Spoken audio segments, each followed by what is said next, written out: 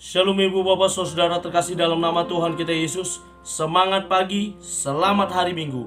Bertemu kembali di channel Rionando Butar-Butar dalam khotbah 5 menit aja atau kelima untuk renungan harian. Renungan pada hari ini saya ambil dari kitab Yesaya pasal 61 ayat yang pertama sampai dengan ayat yang kedua. Demikian kesaksian firman Tuhan. Roh Tuhan Allah ada padaku, oleh karena Tuhan telah mengurapi aku.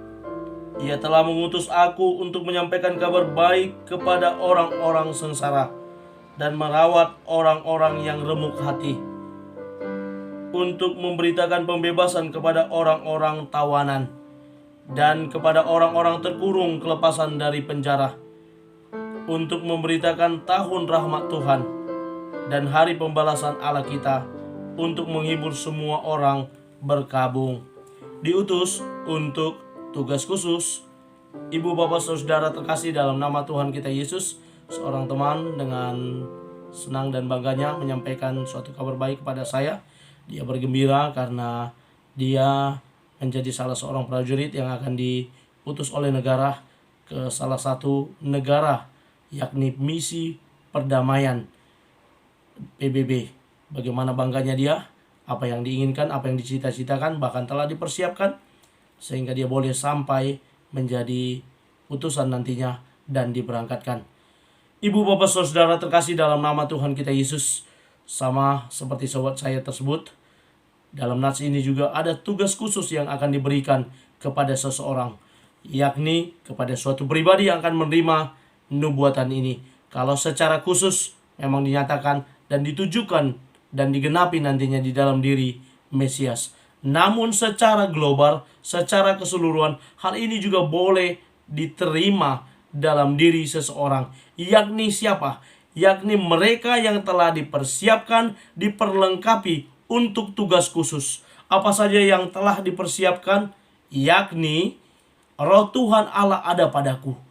Jika Roh Tuhan Allah ada pada kita, maka kita dikuatkan, diberikan semangat untuk menjalani apa yang dipercayakan, apa yang dibebankan kepada kita.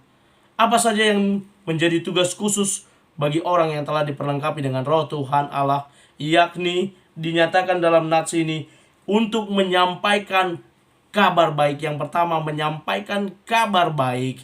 Kabar baik ini harus disampaikan kepada orang-orang sengsara, supaya apa? Mereka diberikan semangat lagi, sehingga dalam kesengsaraan mereka boleh bangkit untuk melanjutkan hidup. Yang kedua, yakni merawat orang-orang yang remuk hatinya. Orang-orang yang sudah remuk hatinya, yang sudah galau, mereka perlu diberikan semangat lagi. Mereka perlu diberikan motivasi. Mereka perlu diberikan penghiburan, sehingga mereka pun boleh bangkit dan melanjutkan hidup. Yang ketiga, yakni kepada orang-orang yang tertawan dan orang-orang yang ada di penjara. Orang-orang yang tertawan akan diberitakan pembebasan. Orang-orang yang ada di penjara, mereka diberikan semangat bahwa orang-orang terkurung tersebut akan dilepaskan. Ada jaminan yang akan diberikan kepada mereka bahwa pembebasan, bahwa kelepasan akan berlangsung ketika ada yang membawa kabar baik dan keselamatan tersebut. Lalu yang selanjutnya dinyatakan, yakni untuk memberitakan tahun rahmat Tuhan. Kapan tahun rahmat Tuhan? Nyata dalam diri seorang yang menerima karunia daripada Tuhan, yang menerima anugerah daripada Tuhan. Ini bisa secara spesifik terkait rahmat Tuhan, yakni mengenai keselamatan. Bisa juga dalam hal yang lain, dibebaskan dari setiap masalah, dibebaskan dari hutang dosa, dibebaskan dari segala beban, penderitaan, masalah dan lain sebagainya. Tahun rahmat Tuhan dinyatakan.